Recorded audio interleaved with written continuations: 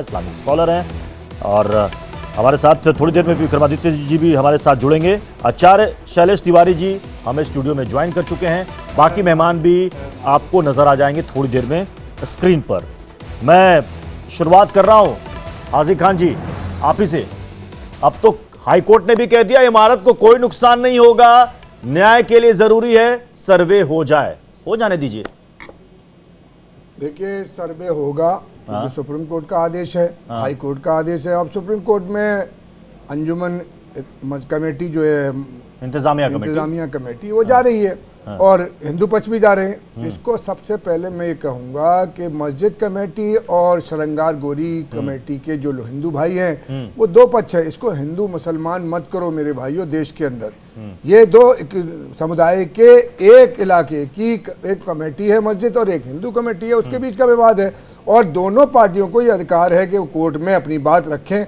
High court ने फैसला ये दिया कि उसका सर्वे होगा तो सर्वे होगा, और अगर इंतजामिया कमेटी सुप्रीम कोर्ट गई है तो उसका भी ये अधिकार है। भारत के संविधान ने अधिकार दिया है कि अगर कह रहे हैं कि इसे हिंदू मुसलमान ना करो, बहुत अच्छी बात है, होना भी नहीं चाहिए। मैं एक बात तो सर्वे से सच आ जाने दीजिए। अगर आपके पक्ष में दम है तो वही सच सामने आएगा, सर्वे हो जाने दीजिए। जी सर्वे होगा और हमारे ही फेवर में आएगा क्योंकि वो मस्जिद है। फातिमा मस्जिद बनाई गई है। अब उस पर अगर तीर बना दिए किसी ने, उस पर अगर बनाने वाला किसी ने तीर बना दिया, बनाने वाला बनाने वाला औरंगजेब एक मिनट उसने शास्त्र को गलत बता रहे हैं। आप को ज्ञान नहीं तो थोड़ा सा आप अस्कंद पुराण को पढ़िए। अस्कंद पुराण बताइए, देश के लोगों को बताइए। 6000 वर्ष पुराना है। वर्ष पहले हमारे 18 पुराण को वेद व्यास जी ने रचित किया है। वहां पर वेद व्यास जी ने महाभारत कालीन जो है पुराण 18 पुराण में अस्कंद पुराण का रचना किया है। 6200 वर्ष पुराना हमारा अस्कंद पुराण है, उसमें वर्णन किया गया है। ज्ञानवापी मंदिर का विशेष चर्चा है।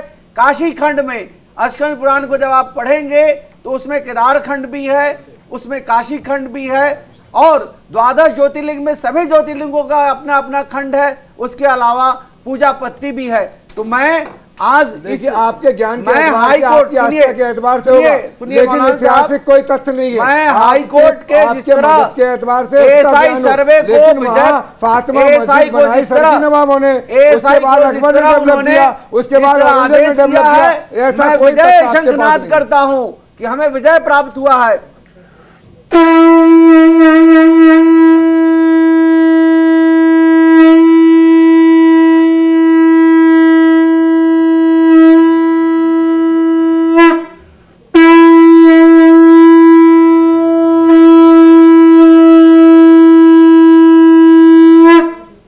विजय जय घोष है। एएसआई भारत आपने तो शंख बजा दिया शैलेश जी आपने तो शंख बजा दिया। आपने कह दिया कि ये विजय शंखनाद है, ये विजय घोष है। मान लीजिए कि कल सुप्रीम कोर्ट पिछली बार की तरह स्टे लगा दे, फिर सुप्रीम कोर्ट स्टे नहीं लगाएगी। तो पहले भी कह रहे सुप्रीम कोर्ट हाई कोर्ट को मान करके नहीं जाएगी। सुप्रीम कोर्ट स्टे नहीं लगाएगी और स्टे भी लगा दिया तो कोई बात नहीं है। विजय सत्य की होती है, सत्य में वजह सत्य क्या है वो बताइए ना, किसने बनाया है? सत्य भगवान शिव का 12 ज्योतिर्लिंगों में एक विश्वेश्वर नाथ का ज्योतिर्लिंग है जिसका 1000 साल पहले का कोई इतिहास बता दो, ऐतिहासिक कोई तथ्य बता दो, ऐतिहासिक डॉक्यूमेंट दे दो। 5000 वर्ष से ज्यादा पुराना कह देना है कि यहाँ त्रिशूल है, यहाँ तीर है, यहाँ कमल का फूल है, उससे मालिकाना नहीं हो सकते। और साढ़े 300 साल से मस्जिद में नमाज हो रही है। में कोई ऐसा मस्जिद नहीं जिसका नाम ज्ञानवापी है। इस दुनिया में कोई ऐसा मस्जिद नहीं जहाँ पर त्रिशूल हो, शंख हो, कमल पुष्प हो, दीपक हो, यह सब सिर्फ और सिर्फ मंदिरों में वो आपने बनवाए, मस्जिदों में नहीं होता। बुजुर्ग ने बनवाए, आपके पुरखों ने बनवाए, हमारे पुरखों ने बनवाए। उस मंदिर का निर्माण हमारे पुरखों ने करवाया। वो मस्जिद नहीं है और सत्य की विजय होती है। और आप जान लीजिए एक समय आएगा उस मस्जिद को वहां से हटा दिया जाएगा।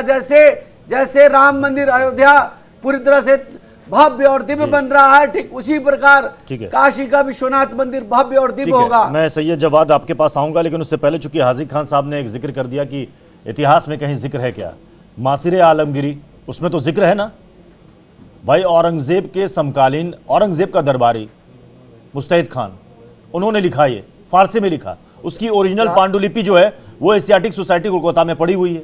उसका अनुवाद किया जदुनाथ सरकार ने, वो भी मशहूर इतिहासकार हैं, और वो लिख रहे हैं 1669 में अप्रैल के समय में आदेश जारी किया गया था औरंगजेब के द्वारा मंदिरों को नष्ट करने के लिए। 1937 में क्या फैसला आया बाबरी उस पे ज्ञानवापी मस्जिद पे, अंग्रेज का जज ने क्या फैसला दिया वो भी बयान कीजिए ना। क्या फैसला दिया था? ये मस्जिद है, मस्जिद और मस्जिद रहेगी का ऊपर है, ऑर्डर है 1937 में। अच्छा, अंग्रेज अब एक बात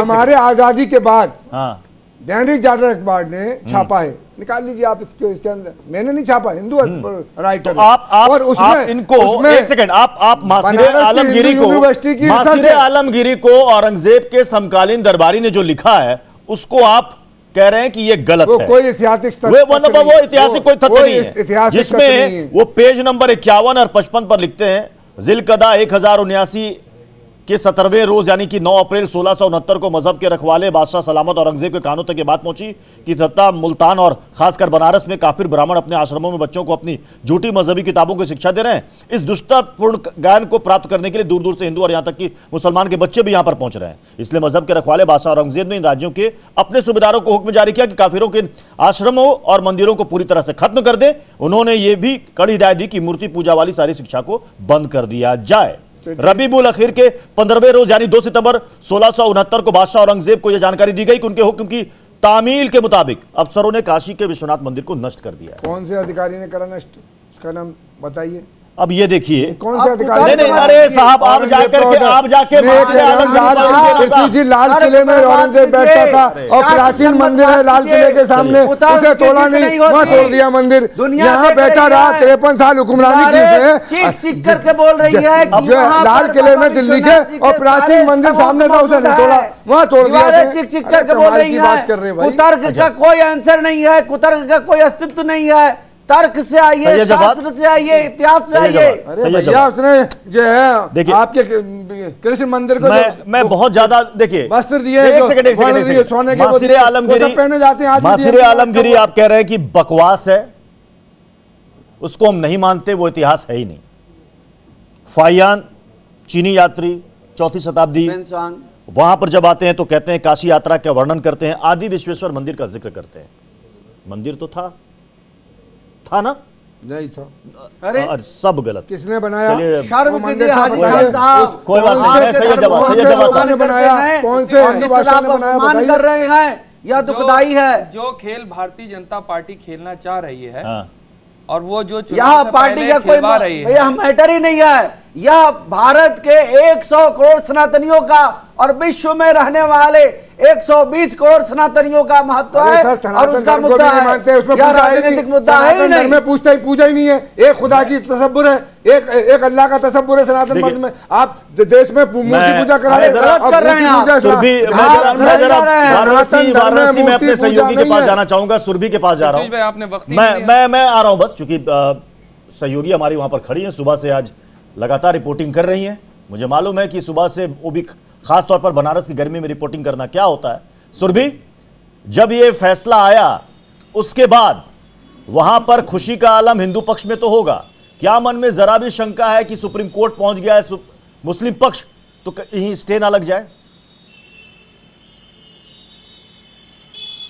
देखिए प्रत्युष, अगर बात यहाँ हिंदू पक्ष की करें तो हिंदू पक्ष ने उस खुशी को बखूबी जाहिर किया और ये भी कहा कि हमें न्यायालय पर पूरा भरोसा है। चाहे हाई कोर्ट की बात की जाए, चाहे सुप्रीम कोर्ट की बात की जाए, तो लोगों की तरफ से वो भरोसा जताया गया। और साथ ही जो मेहमान इस वक्त आपके साथ मौजूद है, जो वो दावा कर रहे हैं कि मासिरे आलमगीरी अगर बकवास है, तो जरा उनको मैं ये भी बता दूं कि गुरु चरित्र नाम का एक और ग्रंथ है हिंदू के अनुसार, ये कहा गया उसमें 57 नंबर श्लोक, वो चाहे तो पढ़ ले। 57 नंबर श्लोक में भी इस बात का जिक्र मिलता है कि किस तरीके से औरंगजेब ने 1669 के दौरान में कई मंदिरों को तुड़वाया था। और ये मंदिर सिर्फ यही नहीं रुकते, बिद्दू माधव मंदिर, साथ ही साथ लाट भैरव मंदिर को भी लाट भैरव मस्जिद बनाने की कोशिश की गई है। तो ऐसे में कई ऐसे और मंदिर हैं जिनको लगातार ज्ञानवापी पार्ट 2 की तरह तैयार किया गया है। तो ऐसे में देखिए कई ऐसे मामले हैं जो कि खुलने बाकी है, लेकिन जब ज्ञानवापी का मसला आता है तो भक्त अपनी खुशी को हर किसी के सामने जाहिर करते हैं और बताते हैं कि हमें न्यायालय पर भरोसा है।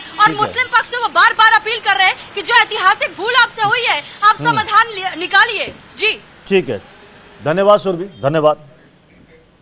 जी सही जवाब। देखिए, मैं फिर कहना चाह रहा था कि इसके 3 जो हैं वो पस मंज़र हैं। पहला पस मंज़र तो इसका ऐतिहासिक है, इतिहास पे बात हो रही है साहब कि ऐतिहासिक है, तो इतिहास को पढ़ने के लिए फिर आपको बहुत शुरू से जाना पड़ेगा।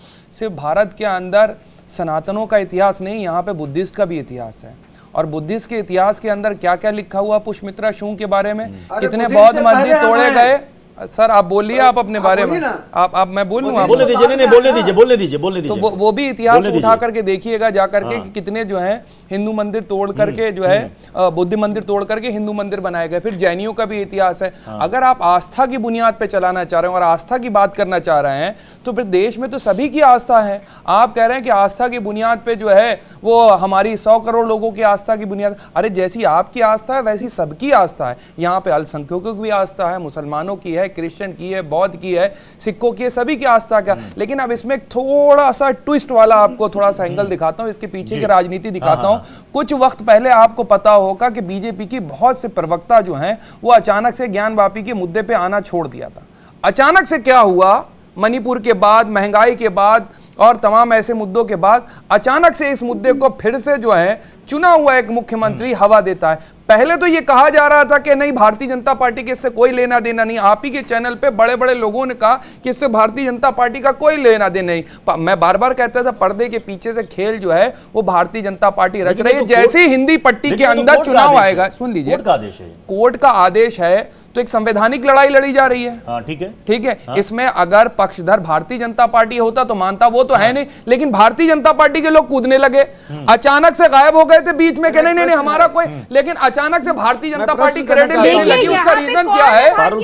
उसका रीजन ये है, तमाम भारतीय जनता पार्टी अपने प्रवक्ता देने लगी है कि जाकर के बोलो। क्यों? मूल मुद्दों पे बात नहीं कर पाएंगे। मणिपुर का मुद्दा है, सदन के अंदर माननीय प्रधानमंत्री जी का वक्तव्य आना बाकी है, लेकिन उस पर बात नहीं होगी और मुद्दों को ट्विस्ट कर दिया, घुमा दिया, ताकि मूल मुद्दों की बातें ना हो और इस मुद्दे को ऊपर फिर से हवा दी जाएगी। सैयद भाई, ये मामला ज्ञानवापी का मामला मणिपुर इंसिडेंट के पहले से चला आ रहा है। बिल्कुल आ रहा है। अब आप वैसे कहिएगा कि बाबरी का मामला, अयोध्या का मामला, वो तो न जाने कितने वर्षों से चला आ रहा था। चुनाव तो हर 5 साल में आते हैं हुजूर, तो क्या ये हर बार चुनाव के लिए होता है? कोर्ट कचहरी, उसकी तारीख, ये कोई मायने नहीं रखती? अच्छा, ये क्या कोर्ट को ऊपर से कोई गाइड करता है? आप ये कहना चाह रहे हैं? कोर्ट के अंदर बहुत से विवाद है, कोर्ट के अंदर लेकिन मैं आपको बात बताऊं, 91 की राजनीति उठा के देख लीजिए, कौन सत्ता के अंदर। सर प्लीज आप अपने मुद्दे पे बोल लीजिएगा, मैं पृथ्वी भाई के सवाल का जवाब दे लूं। विश्वास है? अरे मुझे सुन लीजिए, मैं पृथ्वी भाई का सवाल का दे दूं जवाब। पृथ्वी भाई इनको रोकेंगे, मैं पृथ्वी भाई का सवाल का जवाब दे दूं या आपका दूं? पर विश्वास है कि नहीं? ये बार-बार कह रहे, पारुल खिला के पास भी मैं जाऊंगा। ये जवाब, हाँ जवाब, बिल्कुल जवाब दे दीजिए, जवाब दे दीजिए। भारतीय जनता पार्टी का इतिहास उठा के देख लीजिए, जिसकी नींव भी हिंदू मुसलमान की मस्जिद और मंदिर की राजनीति में पड़ी है, वो इस मुद्दे से कैसे भाग पाएंगे? मूल मुद्दों की बात इस 10 साल में अगर भारतीय जनता पार्टी चुनाव लड़ दे, चैलेंज के साथ कह रहा हूं, महंगाई के ऊपर, बेरोजगारी के ऊपर, महिला सुरक्षा के ऊपर, किसान के ऊपर, लोगों की महंगाई के ऊपर, लेकिन नहीं लड़ सकती। क्या मुद्दा चाहिए? हिंदू और मुसलमान का फिर से उठा करके फेंक दिया गया है, जाकर के बॉल फेंक दी गई है, फिर से राजनीति इसी मुद्दे पे करेंगे, नहीं लड़ सकते मूल मुद्दों पे चुनाव। गारंटी के साथ कह रहा हूं। पारुल खेड़ा, क्या यह मसला आस्था का है? करोड़ों हिंदुओं की आस्था का मसला है या फिर राजनीतिक मसला है? देखिए, बिल्कुल आस्था का मसला है। हमें कोई बीजेपी के तरफ से हमने कोई याचिका नहीं डाली है, ये हमने अपनी आस्था के बिहाफ पे ये याचिका डाली है। और ये भी बोल रहे थे देश आस्था से नहीं चलता, देश आस्था से नहीं चलता है, देश संविधान से चलता है। तो हमने भी संविधान के तरीके से ही हम न्याय की गुहार लगा रहे हैं ना। हम ना ही सड़क पे कोई प्रदर्शन कर रहे हैं, ना ही दंगे फसाद कर रहे हैं। एक बहुत सरल तरीके से, संवैधानिक तरीके से हम गए हैं और हम मांग कर रहे हैं कि हमें हमारी पूजा का अधिकार मिले। सही है जवाब, उनको बोलने दीजिए, उनको बोलने दीजिए। हाँ बोलिए बोलिए बोलिए पारुल खेड़ा, बोलिए बोलिए। और ये तो हमारा राइट है, राइट टू वर्शिप, अगर इनका हमारा भी है। और जो हमारी धरोहर है, हमारी आस्था संस्कार इतना पुराना है, हम वो चाहते हैं। और ये देखिए, एक हिंदू होते हुए और तमाम जितने सनातनी हिंदू हैं उनके लिए बहुत ही बड़ा एक ये वो है कि शिवलिंग, ज्योतिर्लिंग मिल गए हैं हमें। तो ये बिल्कुल एक आस्था का विषय है और हम इसे संवैधानिक तरीके से ही चलेंगे और उसी से ही जीतेंगे। क्योंकि अब ये भौखला गए। देखिए, अभी मैं सुन रही थी, अब ये बोलते हैं लेकिन पारुल जी, ये लड़ाई तो बहुत लंबी चलेगी, हर किसी को पता है। ये लड़ाई तो बहुत लंबी चलने वाली है। ज्ञानवापी में माता श्रृंगार गौरी के लिए 5 महिलाओं ने याचिका डाल दी, हमें नियमित पूजा का अधिकार मिले। मामला कोर्ट में चला, अब यह मामला सर्वे पर आ गया है। क्या ये इस मामले का फैसला ये होगा कि पूरी ज्ञानवापी हिंदुओं को दे दो, या ये फैसला आना है कि वहां पर नियमित रूप से मां श्रृंगार गौरी की पूजा की अनुमति मिलती है या नहीं? क्या है? देखिए सीधी सी बात है, जो भी उसका धार्मिक स्वरूप है, अगर वो मंदिर है तो वो हिंदुओं को मिल जाएगी, अगर वो मस्जिद है तो वो मुसलमानों को मिल जाएगी। ये कौन तय करेगा? आप जब तक ये कौन तय करेगा कि ये कौन तय करेगा कि अगर ये सर्वे में जो भी निकला ये हिंदुओं को दे दी जाए और ये मुसलमानों को दे दी जाए? ये कौन तय करेगा? कोर्ट तय करेगा। ये तो कोर्ट बताएगा ना। ये अच्छा, कोर्ट जब तय करेगा तो फिर इसमें वर्शिप एक्ट भी आएगा। वर्शिप एक्ट भी आएगा। वर्शिप एक्ट आएगा। अगर वर्शिप एक्ट आएगा तो उसमें सरकार से हलफनामा देने को सुप्रीम कोर्ट ने कहा है। 3 बार सरकार हलफनामा नहीं दे पाई। 23 अक्टूबर फिर डेट ले लिया है 2023। देखिए मैं पड़ेगा ना, इसलिए मैं कह रहा हूं कोर्ट की पेचीदगियों में मामला लंबा खींचेगा। अब मैं आ रहा हूं दूसरे सवाल पर, कोर्ट के बाहर क्या इसका समाधान निकल सकता है क्या? देखिए हम ये संवैधानिक लड़ाई कर रहे हैं। मैं प्लेसेस ऑफ वर्शिप एक्ट की भी बात बता दूं तो डिस्ट्रिक्ट कोर्ट और इलाहाबाद हाई कोर्ट दोनों ने बोल दिया कि इस पे प्लेसेस ऑफ वर्शिप एक्ट लागू नहीं होता है, क्योंकि प्लेसेस ऑफ वर्शिप एक्ट एक कोई भी कैरेक्टर असर्टेन नहीं करता, वो डिटरमाइन नहीं करता कि उसका धार्मिक स्वरूप क्या है। तो ये मिसलीड करा जा रहा है। कोर्ट ने बोल दिया है कि और 93 तक तो पूजा हो रही थी ना, मां श्रृंगार गौरी की पूजा हो रही थी, वहां तहखाना था, तहखाने में व्यास जी रहते थे, पूजा करते थे। तो ये स्वरूप भी उन्हीं का है, धार्मिक स्वरूप भी हिंदुओं का है। इसको जो है वहां चिन्ह है जो त्रिशूल। देखिए अभी हमारे साथ आचार्य विक्रमादित्य भी नजर आ रहे हैं, देखिए मैं कादरी साहब भी नजर आ रहे हैं, अजय गौतम जी भी। अजय गौतम जी, देखिए पूरी दुनिया में ये बात अनडिस्प्यूटेड है कि काशी पूरी दुनिया के सबसे प्राचीनतम शहरों में से एक है। भगवान शिव की बसाई हुई नगरी, इसमें कोई शक नहीं है, और पूरे विश्व की सांस्कृतिक और धार्मिक राजधानी भी है, इसमें कोई विवाद नहीं रहा। अब निश्चित तौर पर जब काशी है तो भगवान शिव का स्थान भी है, काशी है तो निश्चित तौर पे मां श्रृंगार गौरी का स्थान भी है। और हजारों साल से जब से वो शहर बसा तब से वहां पूजा होती आई बाबा विश्वनाथ की, 5 अभिमुक्तेश्वरों की, 5 विश्वेश्वरों की और माता श्रृंगार गौरी की। इसमें कभी कोई विवाद नहीं रहा।